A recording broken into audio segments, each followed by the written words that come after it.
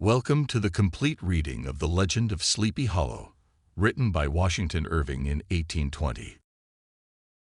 In the bosom of one of those spacious coves which indent the eastern shore of the Hudson lies a small market town, or rural port, which some call Greensburg, but is more generally and properly known by the name of Tarrytown. This name was given in former days by the good housewives of the adjacent country, from the inveterate propensity of their husbands to linger about the village tavern on market days. Be that as it may, I do not vouch for the fact, but merely advert to it for the sake of being precise and authentic. Not far from this village, perhaps about 2 miles, there's a little valley, or rather lap of land among high hills, which is one of the quietest places in the whole world. A small brook glides through it with just enough murmur to lull one to repose, and the occasional whistle of a quail or tapping of a woodpecker is almost the only sound that ever breaks in upon the uniform tranquility. I recollect that my first exploit in squirrel shooting was in a grove of tall walnut trees that shades one side of the valley. I had wandered into it at noontime when all nature is peculiarly quiet, and was startled by the roar of my own gun as it broke the Sabbath stillness around, and was prolonged and reverberated by the angry echoes. If ever I should wish for a retreat whither I might steal from the world and its distractions, and dream quietly away the remnant of a troubled life, I know of none more promising than this little valley. From the listless repose of the place, and the peculiar character of its inhabitants who are descendants from the original Dutch settlers, this sequestered glen has long been known by the name of Sleepy Hollow, and its rustic lads are called the Sleepy Hollow Boys throughout all the neighboring country. A drowsy, dreamy influence seems to hang over the land, and to pervade the very atmosphere. Some say that the place was bewitched by a high German doctor during the early days of the settlement. Others say that an old Indian chief, the prophet or wizard of his tribe, held his powwows there before the country was discovered by Master Hendrik Hudson. Certain it is, the place still continues under the sway of some witching power that holds a spell over the minds of the good people, causing them to walk in a continual reverie. They have all kinds of marvelous beliefs. They're subject to trances and visions, and they frequently see strange sights and hear music and voices in the air. The whole neighborhood abounds with local tales, haunted spots, and twilight superstitions. Stars shoot and meteors glare more often across the valley than in any other part of the country. And the nightmare, with her whole ninefold, seems to make it the favorite scene of her gambols. However, the dominant spirit that haunts this enchanted region, and seems to be commander-in-chief of all the powers of the air, is the apparition of a figure on horseback, without a head. It's said by some to be the ghost of a Hessian trooper whose head had been carried away by a cannonball during some aimless battle during the Revolutionary War, and who's seen by the country folk hurrying along in the gloom of night, as if on the wings of the wind. His haunts are not confined to the valley. They sometimes extend to nearby roads, and especially to the vicinity of a church at no great distance. And the authentic historians of those parts, who have been careful in collecting and collating the floating facts concerning this, are indeed certain that the body of the trooper was buried in the churchyard, and the ghost rides to the scene of battle in a nightly quest of his head. And the rushing speed with which he sometimes passes along the hollow, like a midnight blast, is owed to his hurrying to get back to the churchyard before daybreak. The claim of this legendary superstition has furnished materials for many wild stories in that region of shadows, and the ghost is known at all the country firesides by the name of the headless horseman of Sleepy Hollow. It's remarkable that the visionary propensity I've mentioned isn't confined to the native inhabitants of the valley, but it's unconsciously imbibed by everyone who resides there for a time. However wide awake they may have been before they entered that sleepy region, they're sure to inhale the witching influence of the air in a little time, and begin to grow imaginative, to dream dreams, and see apparitions.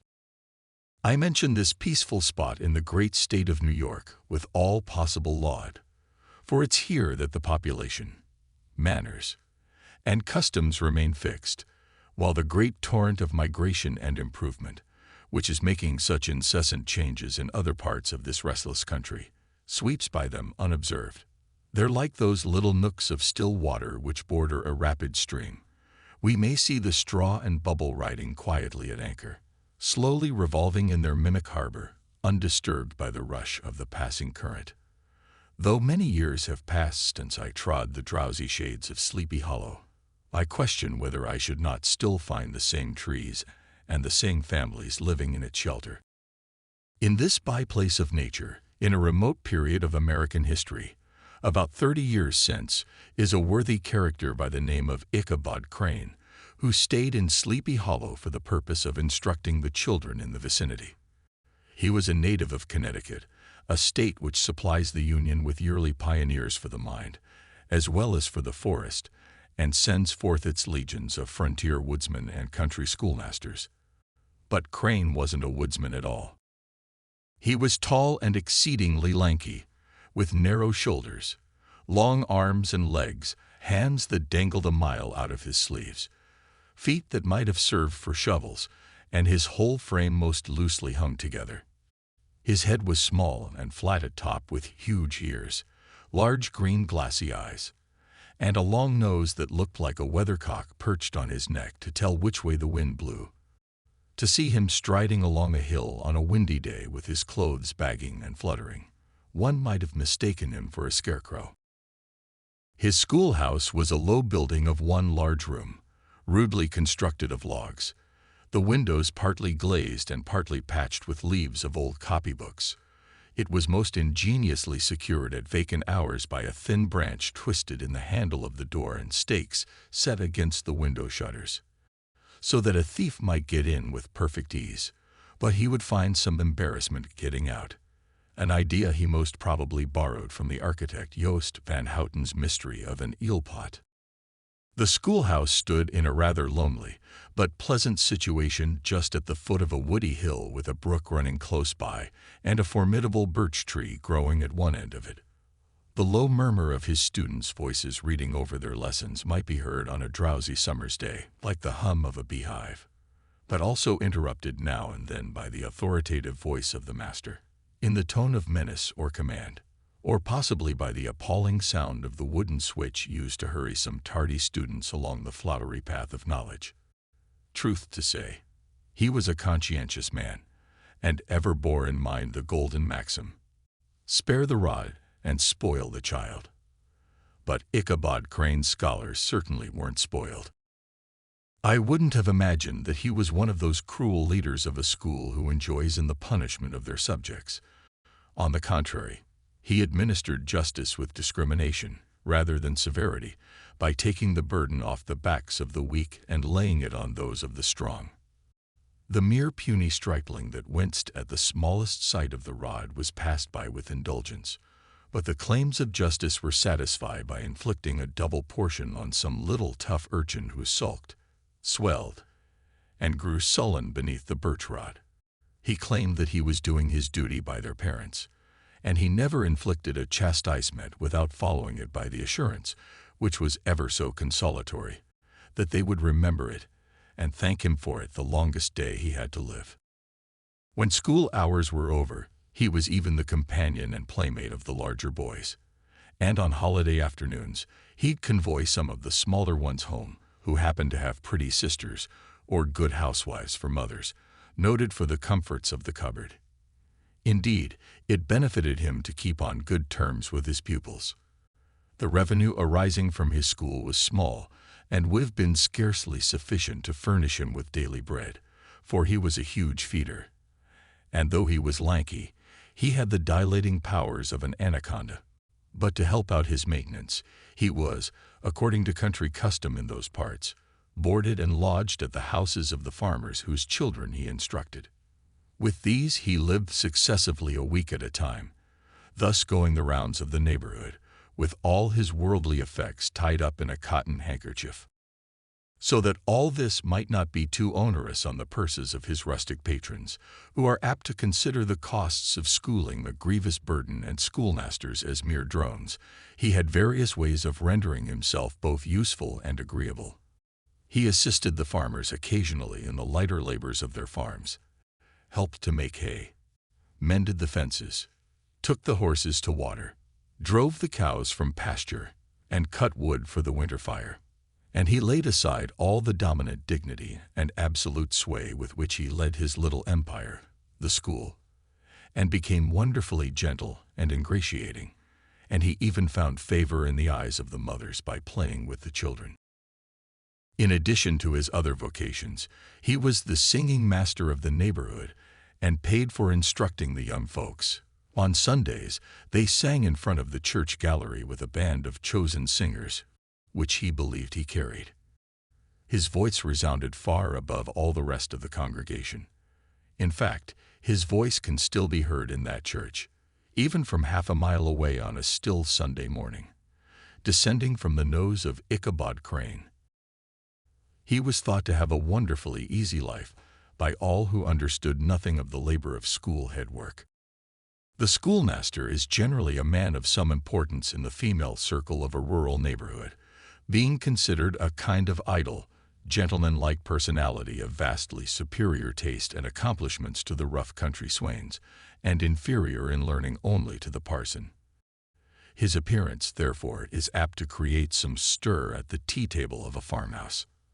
Our man of letters, therefore, was peculiarly happy in the smiles of all the country damsels, how he would figure among them in the churchyard, between services on Sundays, gathering grapes for them from the wild vines that overran the surrounding trees, reciting all the epitaphs on the tombstones for their amusement, or sauntering with a whole bevy of them along the banks of the mill-pond, while the more bashful country bumpkins hung back sheepishly, envying his superior elegance and address. From his half-itinerant life, also, he was a kind of traveling gazette, carrying the whole budget of local gossip from house to house, so that his appearance was always greeted with satisfaction. He was esteemed by the women as a man of great knowledge, for he had read several books and was a perfect master of Cotton Mather's History of New England Witchcraft, in which, by the way, he most firmly and potently believed. He was an odd mixture of small shrewdness and simple credulity.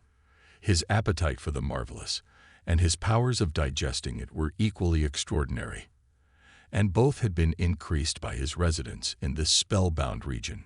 No tale was too gross or monstrous for his capacious swallow. After school was dismissed in the afternoon, it was often his delight to stretch himself on the rich bed of clover bordering the little brook that whimpered by his schoolhouse, and there he read over old Mather's direful tales until the gathering dusk of evening made the printed page a mere mist before his eyes. Then, as he made his way by swamp and stream and awful woodland to the farmhouse where he happened to be quartered, every sound of nature at that witching hour fluttered his excited imagination. The moan of the whippoorwill from the hillside, the boding cry of the tree-toad, that harbinger of storm, the dreary hooting of the screech owl, or the sudden rustling in the thicket of birds frightened from their roost, and the fireflies, which sparkled most vividly in the darkest places, startled him now and then, as one of uncommon brightness would stream across his path, and if by chance a huge blockhead of a beetle came winging his blundering flight against him, he was ready to give up to the area's commanding ghost with the idea that he was struck with a witch's token. His only resource on such occasions, either to drown thought or drive away evil spirits, was to sing psalm tunes, and the good people of Sleepy Hollow, as they sat by their doors of an evening, were often filled with awe at hearing his nasal melody.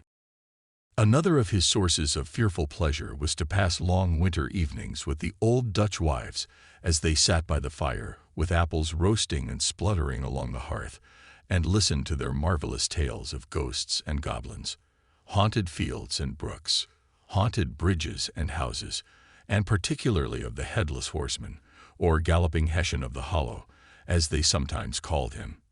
He'd delight them equally with his anecdotes of witchcraft and of the direful omens and portentous sights and sounds in the air, which prevailed in the earlier times of Connecticut. It would frighten them woefully with speculations upon comets and shooting stars, and with the alarming fact that the world did absolutely turn round, and that they're topsy-turvy half the time. But while cuddling in the chimney corner of a chamber that was all of a ruddy glow from the crackling wood fire, where, of course, no ghost dared to show its face, it was a reminder of the terrors of his subsequent walk home. What fearful shapes and shadows beset his path amidst the dim and ghastly glare of a snowy night?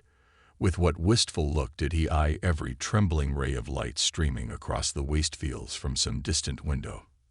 How often was he frightened by a snow-covered bush, which looked like a sheeted ghost in his very path? How often did he shrink with curdling awe at the sound of his own steps on the frosty crust beneath his feet, and dread to look over his shoulder? What if he should behold some being tramping close behind him? And how often was he thrown into complete dismay by some rushing blast howling among the trees, with the idea that it was the galloping headless Hessian on one of his nightly scourings? All of these, however, were mere terrors of the night, phantoms of the mind that walk in darkness, and though he'd seen many ghosts in his time and been tormented by Satan during his lonely walks, daylight put an end to all these evils, and he would have had a pleasant life, despite the devil and all his works, if he hadn't crossed paths with a being that causes more perplexity to mortal man than ghosts, goblins, and the whole race of witches put together. And that was a woman. Among the musical students who assembled one evening each week to receive his instructions in singing was Katrina Van Tassel, the daughter and only child of a substantial Dutch farmer. She was a blooming lass, plump as a partridge, ripe, melting, and rosy-cheeked as one of her father's peaches, and universally famed, not merely for her beauty, but her vast expectations. She was, however, a little of a flirt, as might be perceived even in her dress, which was a mixture of ancient and modern fashions, as most suited to set off her charms. She wore the ornaments of pure yellow gold from her great-great-grandmother, and another of her temptation was one of the olden time, a provokingly short petticoat to display the prettiest foot and ankle in the country. Ichabod Crane had a soft and foolish heart towards women, and it isn't surprising that such tempting a morsel soon found favor in his eyes, especially after he visited her in her paternal mansion. Old Baltus Van Tassel was a perfect picture of a thriving, contented, liberal-hearted farmer. He seldom sent either his eyes or his thoughts beyond the boundaries of his own farm, because within those everything was snug, happy, and well-conditioned. He was satisfied with his wealth, but not proud of it, and piqued himself upon the hearty abundance rather than the style in which he lived. His stronghold was situated on the banks of the Hudson, in one of those green, sheltered, fertile nooks the Dutch farmers are so fond of nestling. A great elm tree spread its broad branches over it, at the foot of which bubbled up a spring of the softest and sweetest water in a little well formed of a barrel, and then stole sparkling away through the grass to a neighboring brook that babbled along among alders and willows. Hard by the farmhouse was a vast barn that might have served for a church, every window and crevice of which seemed bursting forth with the treasures of the farm.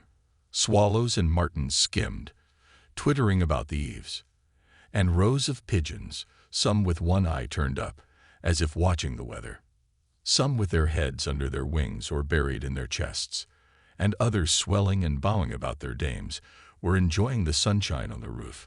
Sleek, unwieldy porkers were grunting in the repose and abundance of their pens.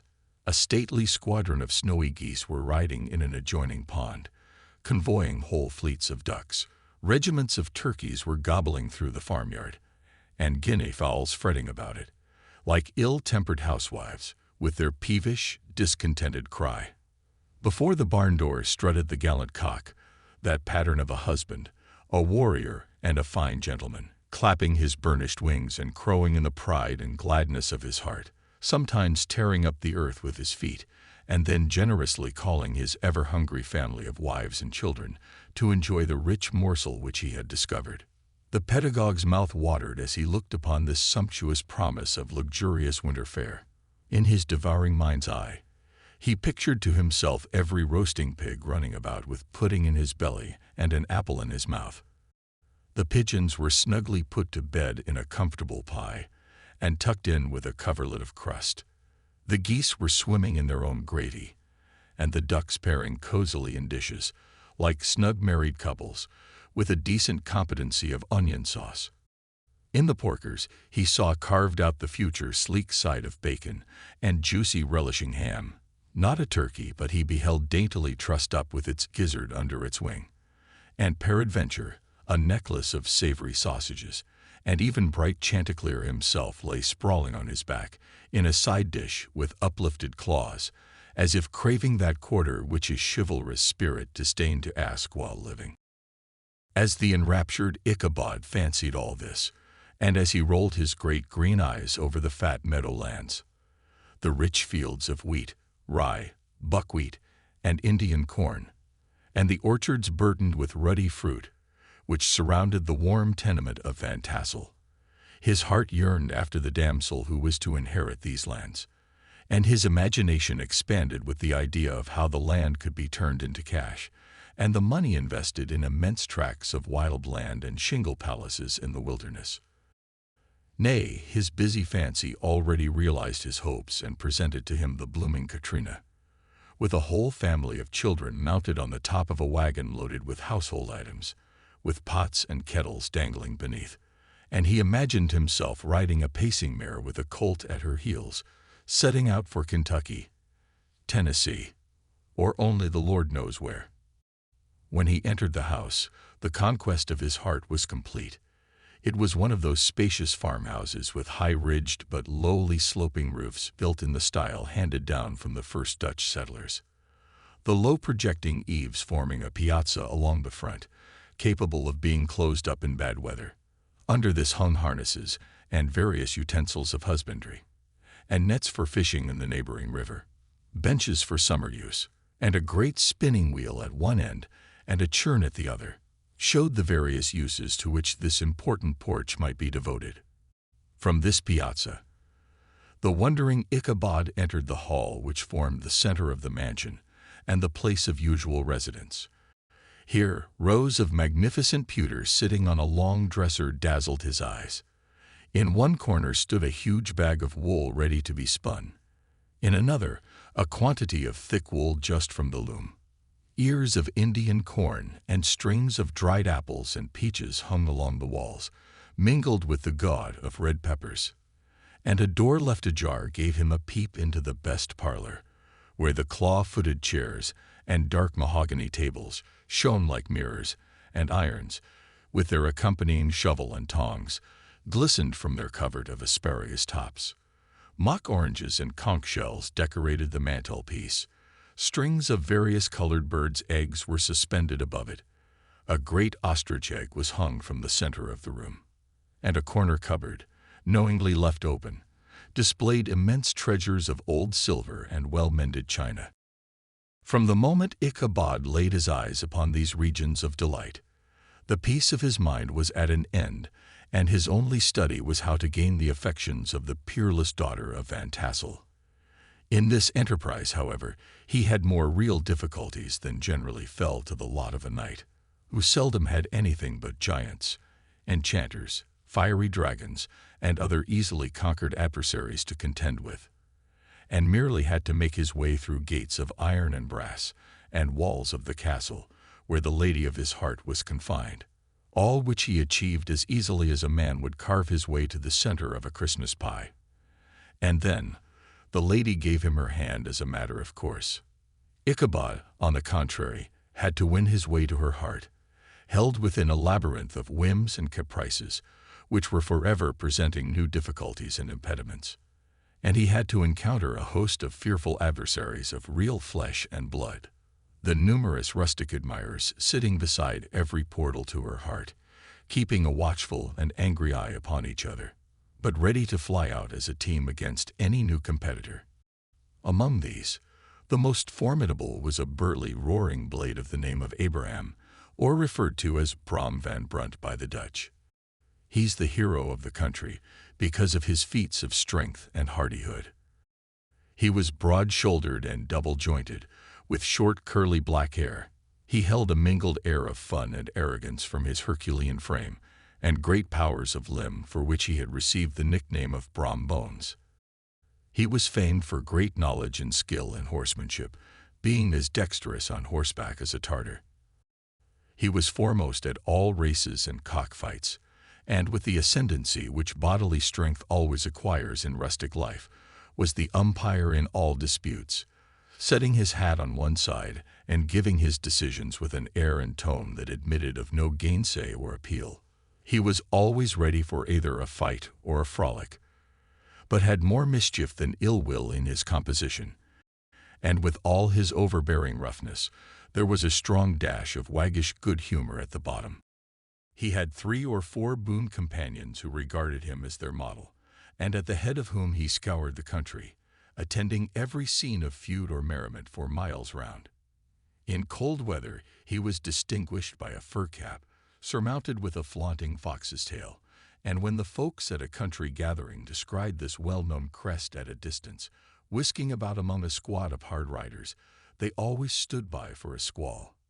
Sometimes his crew would be heard dashing along past the farmhouses at midnight with whoop and halloo, and the old dames, startled out of their sleep, would listen for a moment till the hurry-scurry had clattered by, and then say, there goes Brom Bones and his gang."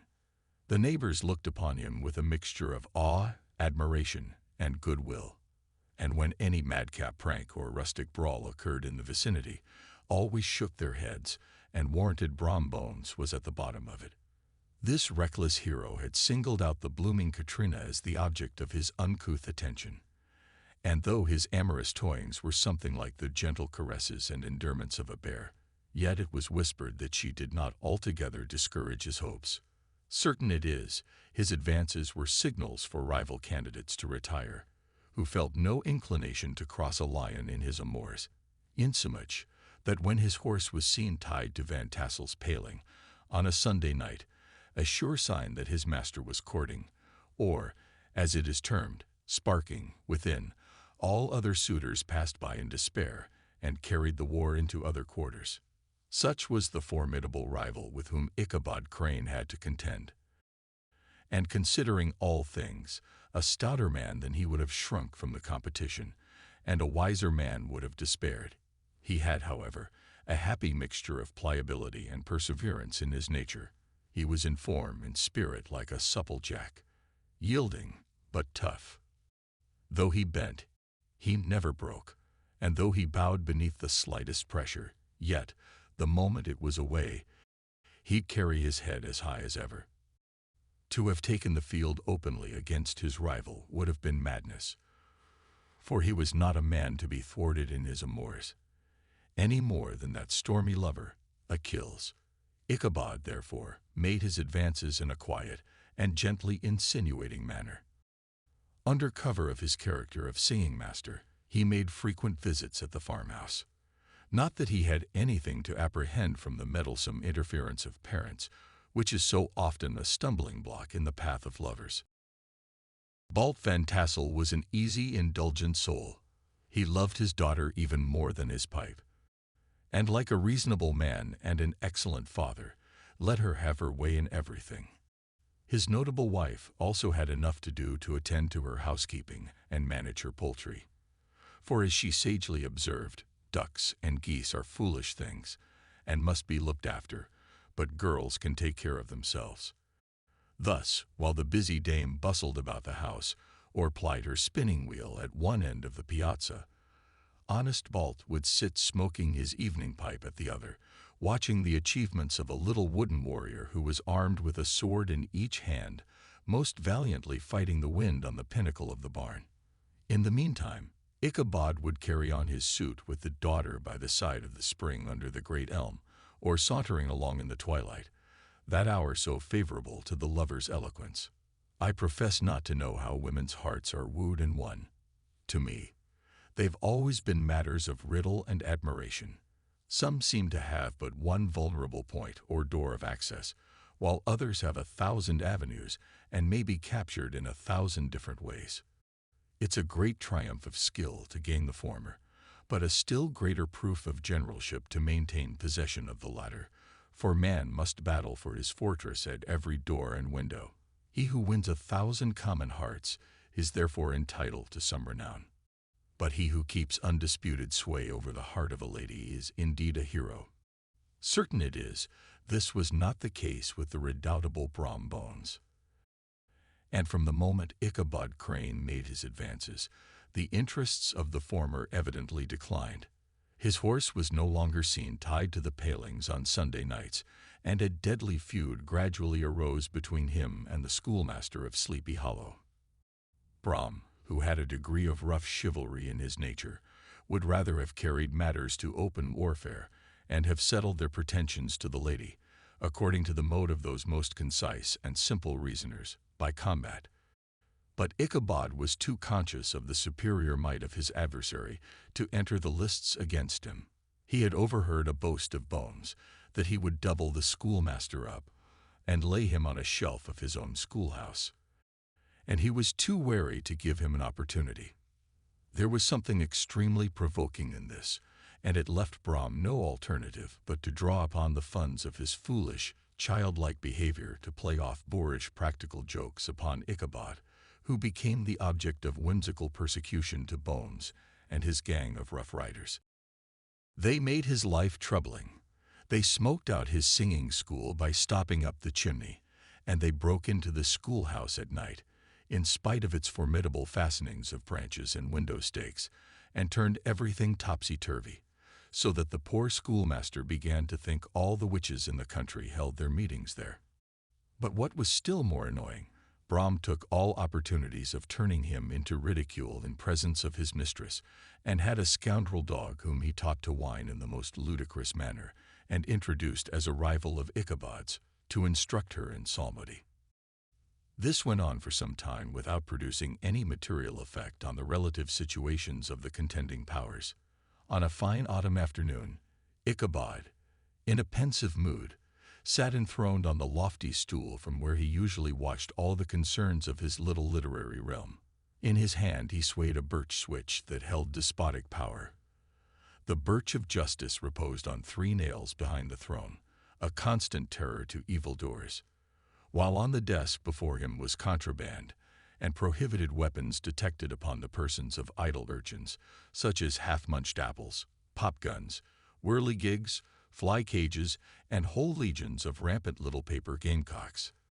Apparently, there had been some appalling act of justice recently inflicted, for his scholars were all busily intent upon their books, or whispering behind them with one eye kept upon the master, and a kind of buzzing stillness reigned throughout the schoolroom.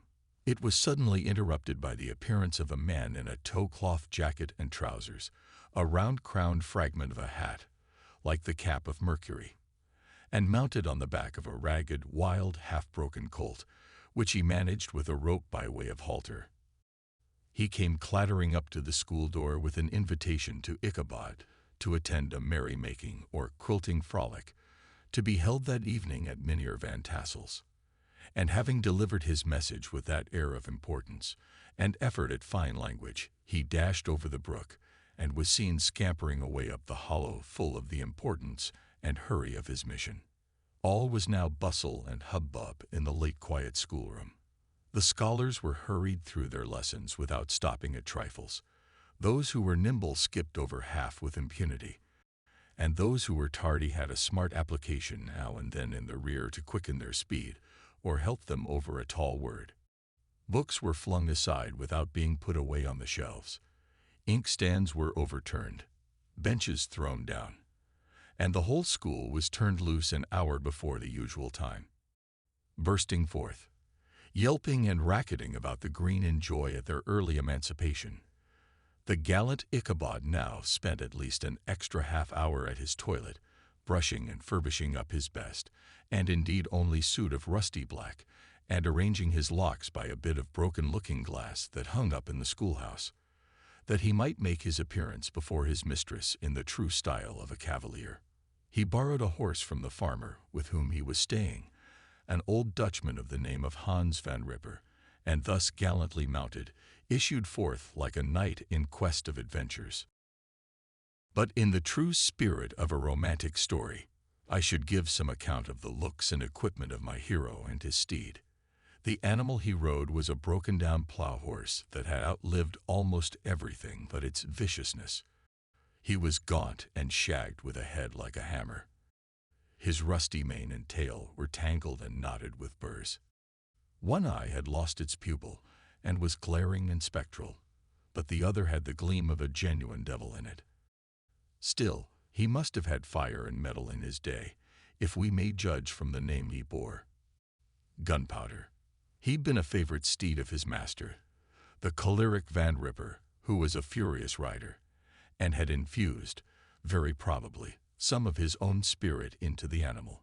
For as old and broken down as he looked, there was more of the lurking devil in him than in any young filly in the country. Ichabod was a suitable figure for such a steed. He rode with short stirrups which brought his knees nearly up to the top of the saddle. His sharp elbows stuck out like a grasshopper's. He carried his whip perpendicularly in his hand like a wand. And as his horse jogged on, the motion of his arms wasn't unlike the flapping of a pair of wings. A small wool hat rested on the top of his nose, or so his scanty strip of forehead might be called, and the skirts of his black coat fluttered out almost to the horse's tail. Such was the appearance of Ichabod and his steed as they shambled out of the gate. It was, as I have said, a fine autumn day. The sky was clear and serene, and nature wore that rich and golden livery which we always associate with the idea of abundance. The forests had put on their sober brown and yellow, while some trees of the tenderer kind had been nipped by the frosts into brilliant dyes of orange, purple, and scarlet. Streaming files of wild ducks began to make their appearance high in the air. The bark of the squirrel might be heard from the groves of peach and hickory nuts, and the pensive whistle of the quail at intervals from the neighboring stubble field. The small birds were taking their farewell banquets. In the fullness of their revelry, they fluttered, chirping and frolicking from bush to bush, and tree to tree, capricious from the very profusion and variety around them. There was the honest robin, the favorite game of young sportsmen, with its loud querulous note, and the twittering blackbirds flying in sable clouds, and the golden-winged woodpecker with his crimson crest, his broad black gorget, and splendid plumage, and the cedar bird with its red-tipped wings and yellow-tipped tail and its little cap of feathers, and the noisy blue jay in his light blue coat and white underclothes, screaming and chattering, nodding and bobbing and bowing, and pretending to be on good terms with every songster of the grove. As Ichabod jogged slowly on his way, his eye, ever open to every symptom of culinary abundance, ranged with delight over the treasures of jolly autumn. On all sides, he saw vast stores of apples, some hanging in oppressive opulence on the trees, some gathered in baskets and barrels for the market, others heaped up in rich piles for the cider press. Farther on, he encountered great fields of Indian corn with its golden ears peeping from their leafy coverts and holding out the promise of cakes and hasty pudding, and the yellow pumpkins lying beneath them, turning up their fair round bellies to the sun and giving ample prospects of the most luxurious of pies. And anon he passed the fragrant buckwheat fields breathing the odor of the beehive, and as he beheld them, soft anticipation stole over his mind of dainty slapjacks, well buttered and garnished with honey by the delicate little dimpled hand of Katrina Van Tassel. Thus, feeding his mind with many sweet thoughts and sugared suppositions, he journeyed along the sides of a range of hills which look out upon some of the goodliest scenes of the mighty Hudson. The sun gradually wheeled his broad disk down in the west. The water lay motionless and glassy, excepting that here and there a gentle undulation waved and prolonged the blue shadow of the distant mountain. A few amber clouds floated in the sky, without a breath of air to move them. The horizon was of a fine golden tint, changing gradually into a pure apple green, and from that into the deep blue of the mid-heaven. A slanting ray lingered on the woody crests of the precipices that overhung some parts of the river, giving greater depth to the dark gray and purple of their rocky sides. A sloop was loitering in the distance, dropping slowly down with the tide, her sail hanging uselessly against the mast. And as the reflection of the sky gleamed along the still water, it seemed as if the vessel was suspended in the air. It was toward evening that Ichabod arrived at the castle of Van Tassel, which he found thronged with the pride and flower of the adjacent country. Old farmers in homespun coats and breeches, blue stockings, huge shoes, and magnificent pewter buckles, their brisk, withered little dames in close-crimped caps, long-waisted short gowns, homespun petticoats, with scissors and pincushions, and calico pockets hanging on the outside, buxom lasses, almost as antiquated as their mothers, excepting where a straw hat, a fine ribbon, or perhaps a white frock, gave symptoms of city innovation. The sons, in short square-skirted coats, with rows of stupendous brass buttons, and their hair generally queued in the fashion of the times, especially if they could procure an eel skin for the purpose, it being esteemed throughout the country as a potent nourisher and strengthener of the hair. Brom Bones, however, was the hero of the scene, having come to the gathering on his favorite steed, which is a creature much like himself, full of mettle and mischief, and which no one but himself could manage. He was, in fact, noted for preferring vicious animals, given to all kinds of tricks which kept the rider in constant risk of his neck, for he held a tractable, well-broken horse as unworthy of a lad of spirit. I paused to dwell upon the world of charms that burst upon the enraptured gaze of my hero as he entered the state parlor of Van Tassel's mansion, not those of the bevy of buxom lasses, with their luxurious display of red and white, but the ample charms of a genuine Dutch country tea-table in the sumptuous time of autumn. Such heaped-up platters of cakes of various and almost indescribable kinds, known only to experienced Dutch housewives. There were doughnuts, sweet cakes and shortcakes, ginger cakes and honey cakes, and the whole family of cakes. And then there were apple pies, peach pies, and pumpkin pies, besides slices of ham and smoked beef, and moreover delectable dishes of preserved plums, and peaches and pears and quinces, not to mention broiled shad and roasted chickens, together with bowls of milk and cream, all mingled higgledy-piggledy, pretty much as I have enumerated them, with the motherly teapot sending up its clouds of vapor from the midst. Heaven bless the mark. I want breath and time to discuss this banquet as it deserves, and am too eager to get on with my story. Happily, Ichabod Crane was not in so great a hurry as his historian, but did ample justice to every dainty. He was a kind and thankful creature whose heart dilated in proportion as his skin was filled with good cheer, and whose spirits rose with eating, as some men's do with drink, and he couldn't help rolling his large eyes around him as he ate, and chuckling with the possibility that he might one day be lord of all this scene of almost unimaginable luxury and splendor. Then he thought how soon he'd turn his back upon the old schoolhouse, snap his fingers in the face of Hans van Ripper and every other patron, and kick any itinerant pedagogue out of doors that should dare to call them comrade. Old Baltus Van Tassel moved about among his guests with a face dilated with content and good humor, round and jolly as the harvest moon. His hospitable attentions were brief, but expressive, being confined to a shake of the hand, a slap on the shoulder, a loud laugh, and a pressing invitation to fall to and help themselves. And now the sound of the music from the common room summoned to the dance. The musician was an old gray-headed man who'd been the itinerant orchestra of the neighborhood for more than half a century. His instrument was as old and battered as himself. The greater part of the time, he scraped on 2 or 3 strings, accompanying every movement of the bow with a motion of the head, bowing almost to the ground and stamping with his foot whenever a fresh couple were to start.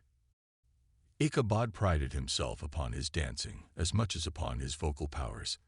Not a limb, not a fiber about him was idle, and to have seen his loosely hung frame in full motion and clattering about the room, you would have thought Vitus himself, that blessed patron of the dance, was figuring before you in person. He was the admiration of all, who, having gathered, of all ages and sizes, from the farm and the neighborhood, stood forming a pyramid of shining black faces at every door and window, gazing with delight at the scene, rolling their white eyeballs, and showing grinning rows of ivory from ear to ear. How could the flogger of urchins be otherwise than animated and joyous? The lady of his heart was his partner in the dance, and smiling graciously, while Brom, sorely smitten with love and jealousy, sat brooding by himself in one corner. When the dance was at an end, Ichabod was attracted to a knot of the sager folks, who, with old Van Tassel, sat smoking at one end of the piazza, gossiping over former times, and drawing out long stories about the war. This neighborhood, at the time of which I am speaking, was one of those highly favored places which abound with chronicle and great men. The British and American line had run near it during the war. It had, therefore, been the scene of marauding and infested with refugees, cowboys, and all kinds of border chivalry. Just sufficient time had elapsed to enable each storyteller to dress up his tale with a little becoming fiction, and in the indistinctness of his recollection, to make himself the hero of every exploit. There was the story of Dofue Martling, a large blue-bearded Dutchman, who had nearly taken a British frigate with an old iron 9-pounder from a mud breastwork, only that his gun burst at the 6th discharge. And there was an old gentleman who shall be nameless, being too rich a minier to be likely mentioned, who, in the Battle of White Plains, being an excellent master of defense, parried a musket ball with a small sword. He even felt it whiz round the blade and glance off at the hilt, in proof of which he was ready at any time to show the sword with the hilt a little bent. There were several more that had been equally great in the field, not one of whom but was persuaded that he had a considerable hand in bringing the war to a happy termination. But all these were nothing to the tales of ghosts and apparitions that succeeded. The neighborhood is rich in legendary treasures of the kind. Local tales and superstitions thrive best in these sheltered, long-settled retreats, but are trampled underfoot by the shifting throng that forms the population of most of our country places. Besides, there is no encouragement for ghosts in most of our villages, for they have scarcely had time to finish their first nap and turn themselves in their graves before their surviving friends have traveled away from the neighborhood, so that when they turn out at night to walk their rounds, they have no acquaintance left to call upon. The immediate cause of the prevalence of supernatural stories in these parts was doubtlessly owed to the vicinity of Sleepy Hollow. There was a contagion in the very air that blew from that haunted region. It created an atmosphere of dreams and fancies infecting all the land. Several of the Sleepy Hollow people were present at Van Tassel's, and, as usual, were doling out their wild and wonderful legends. Many dismal tales were told about funeral trains, and mourning cries and wailings heard and seen about the great tree where the unfortunate Major Andre was taken. Some mentioned the woman in white that haunted the dark glen at Raven Rock. She was often heard shrieking on winter nights before a storm, having perished there in the snow.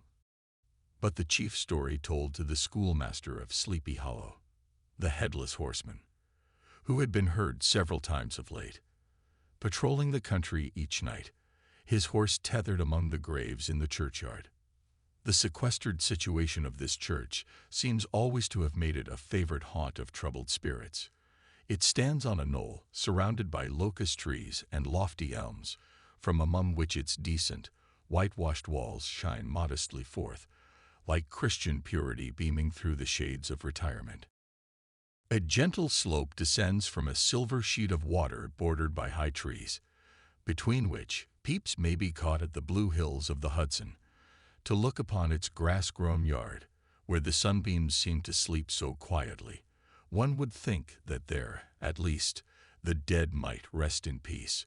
On one side of the church extends a wide woody dell, along which raves a large brook among broken rocks and trunks of fallen trees.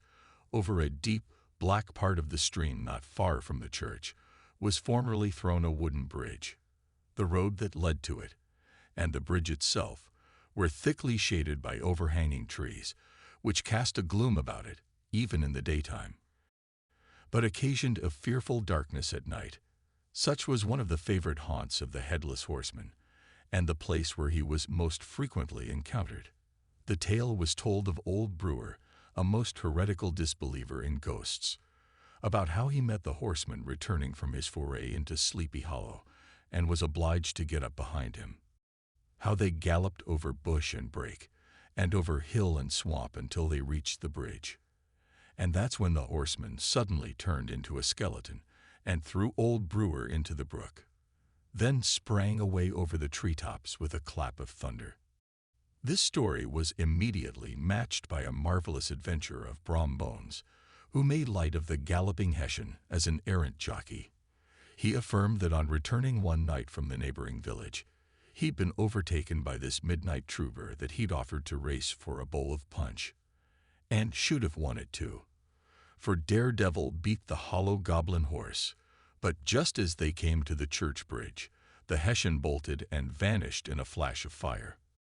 All of these tales told in that drowsy undertone with which men talk in the dark, the countenances of the listeners only now and then receiving a casual gleam from the glare of a pipe, sank deep in the mind of Ichabod.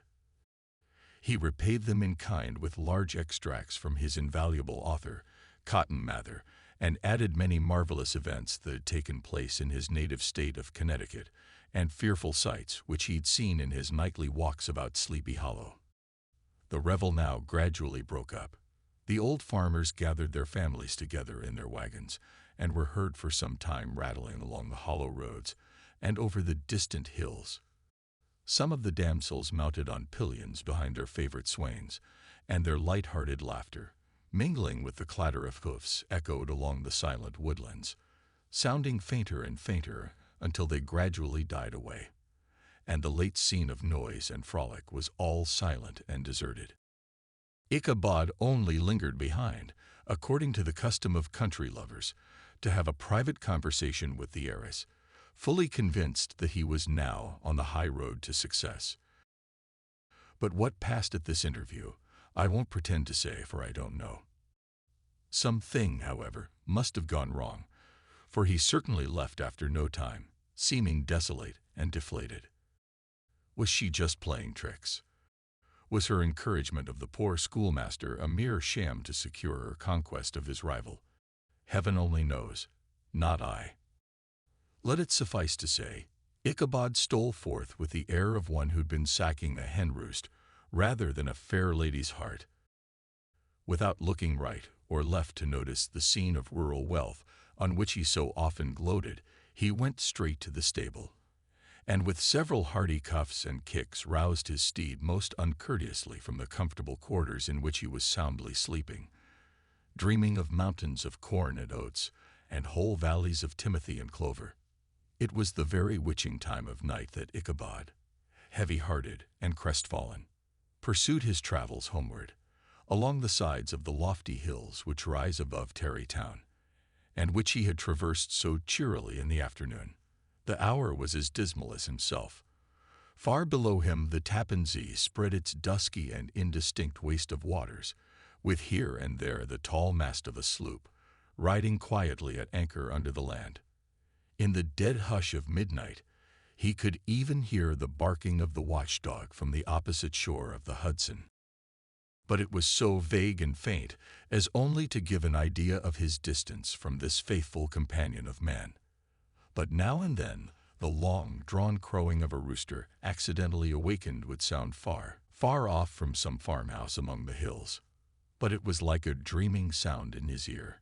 No signs of life occurred near him, except the occasional melancholy chirp of a cricket, or the guttural twang of a bullfrog from a neighboring marsh, as if sleeping uncomfortably and turning suddenly in his bed. All the stories of ghosts and goblins that he heard in the afternoon now came crowding upon his recollection. The night grew darker and darker.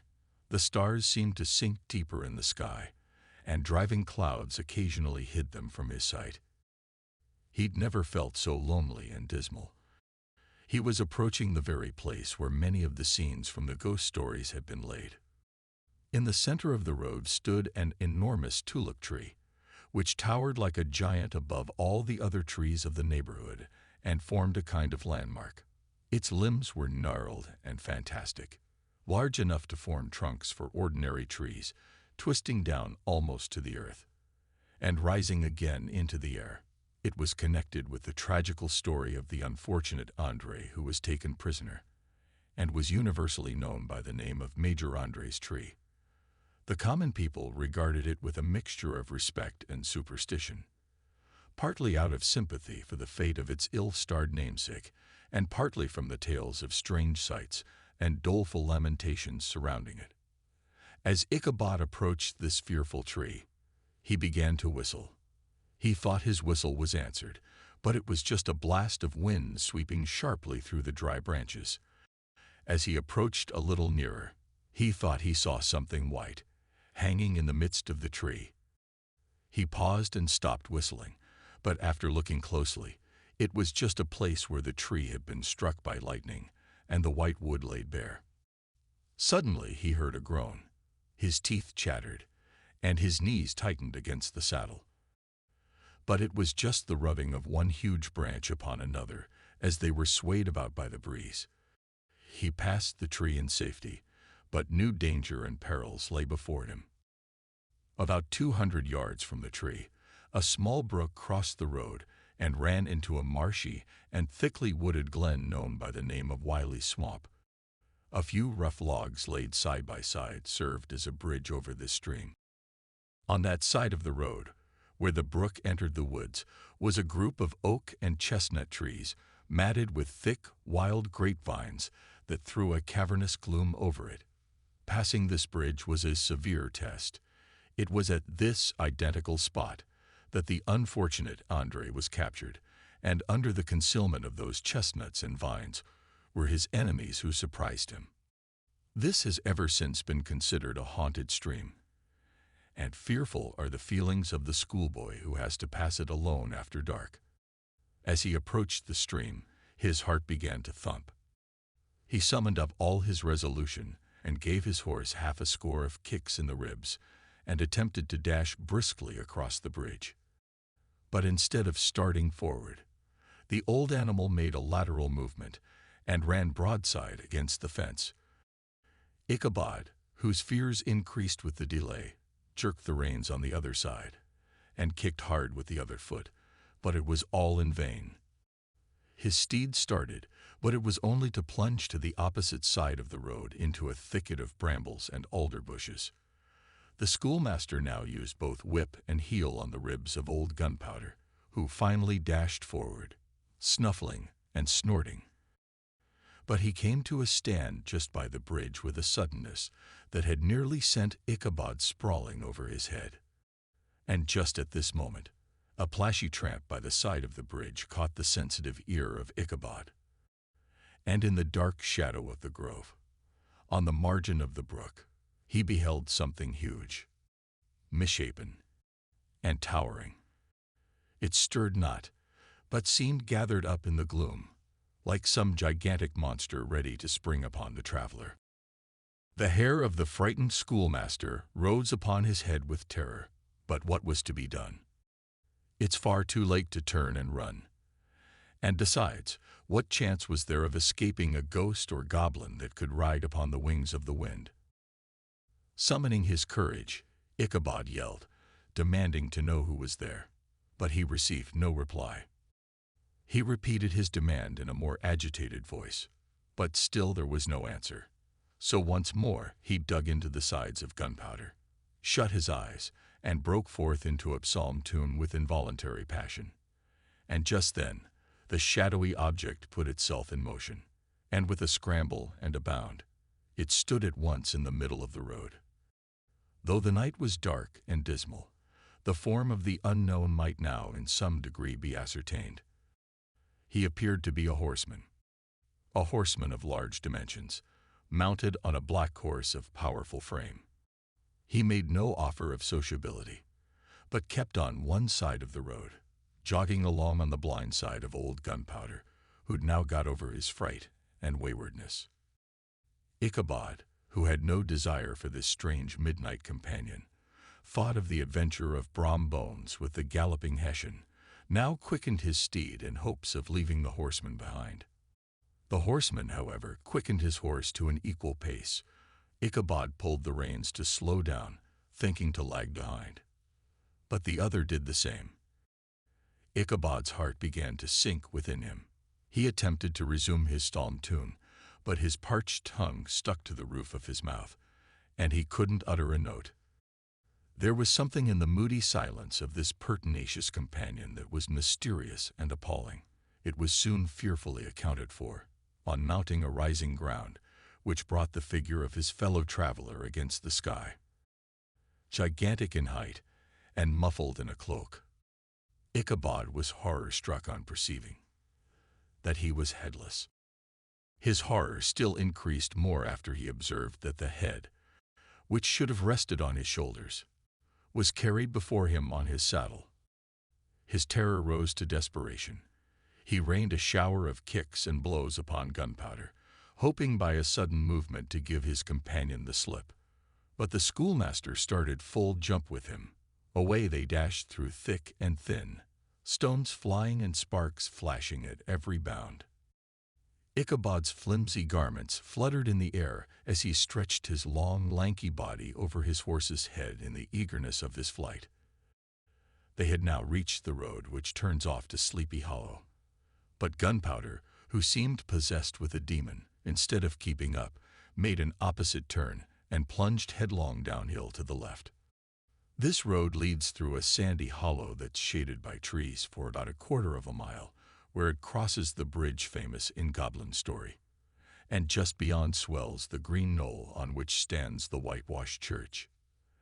At first, the panic of the steed had given his unskillful rider an apparent advantage in the chase. But just as he got halfway through the hollow, the girths of the saddle gave way, and he felt it slipping from under him. He seized it by the pommel and tried to hold firm, but in vain, though he had just enough time to save himself by clasping old Gunpowder around the neck. When the saddle fell to the earth, he heard it trampled underfoot by his pursuer. For a moment, the terror of Hans Van Ripper's wrath passed across his mind, for it was his Sunday saddle, but this was no time for petty fears.